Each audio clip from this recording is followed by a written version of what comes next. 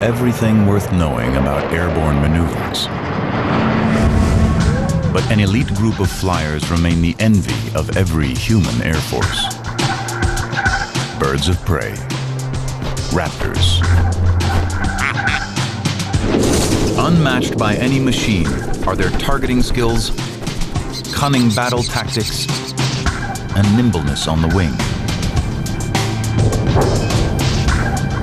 How do raptors fly and hunt? What's their link to human beings?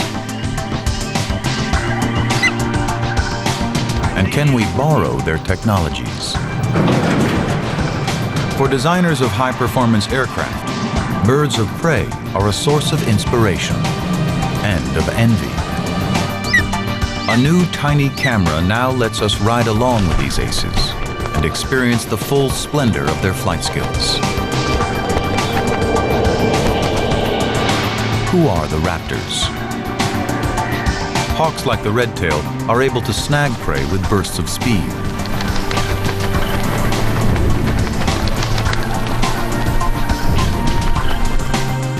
Vultures have an almost magical ability to soar with only the slightest exertion. Owls are stealth bombers. They are often heard by their prey only after they have been struck.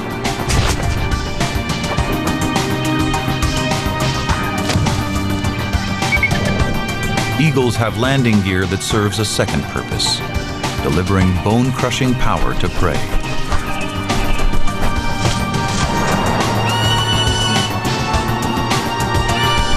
And then come the falcons, the most aerobatic force in the sky.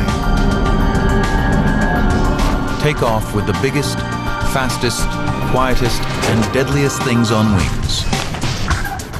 The raptors.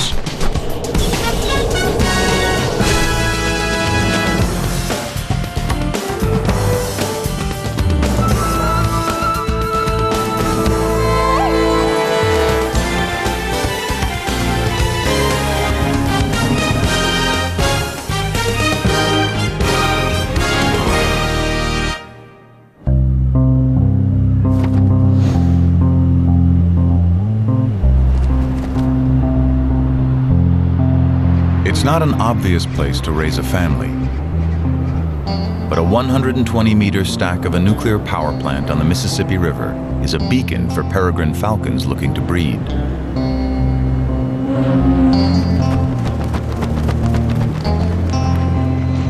Conservationist Bob Anderson is checking a nest box.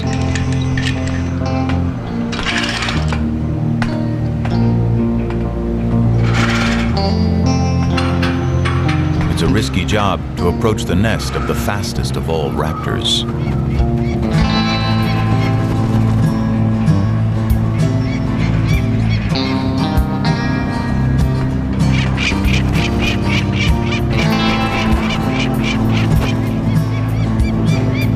A father peregrine uses his flight skills to defend his chicks and his mate.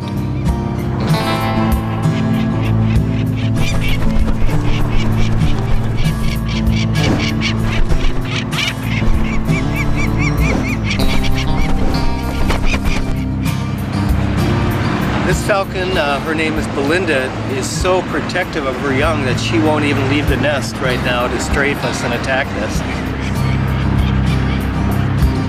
This nest site is more natural than it looks. Well, peregrines, for many years we had them nesting in tall man-made structures. Now we've got them back on their historical haunts where they truly belong, on these tall limestone bluffs. Peregrines like to raise their young on cliffs, where they are safer from ground predators. But any nest is vulnerable to other birds, especially other raptors. The red-tailed hawk can outweigh the peregrine by more than 50%. And the threat it poses to the falcon nest must be answered.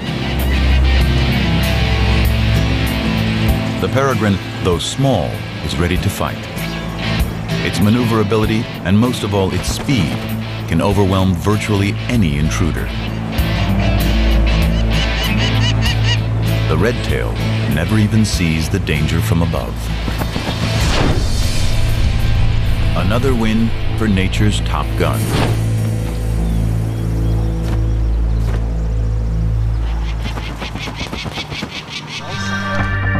For people who dream of flight, the closest they can come to being a bird of prey is to pilot one of the most nimble jets in the U.S. military, the F-22, nicknamed the Raptor.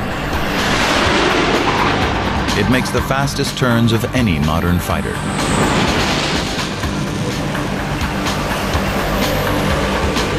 The way this aircraft is designed, it loves to go fast, and it does not want to slow down.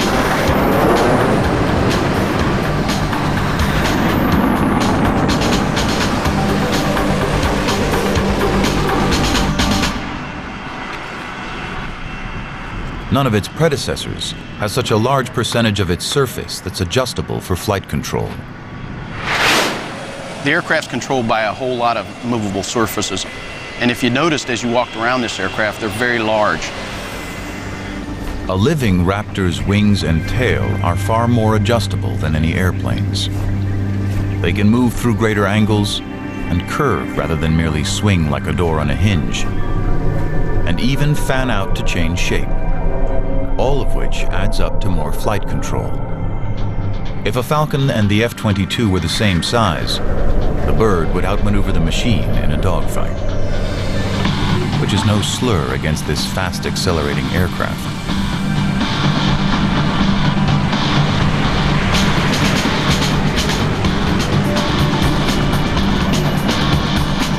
The most G's I've ever pulled in a Raptor is 9.5. Feels like a large weight just sitting on your lap, but the problem is you can't, it's not just one section of your body, it's all along your arms, in your face and your neck, it's every piece of your body.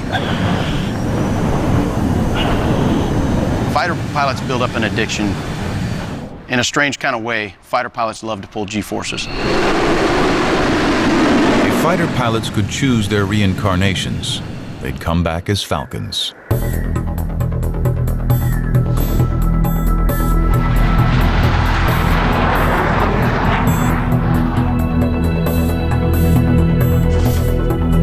Peregrines seem to love pulling Gs as much as any pilot.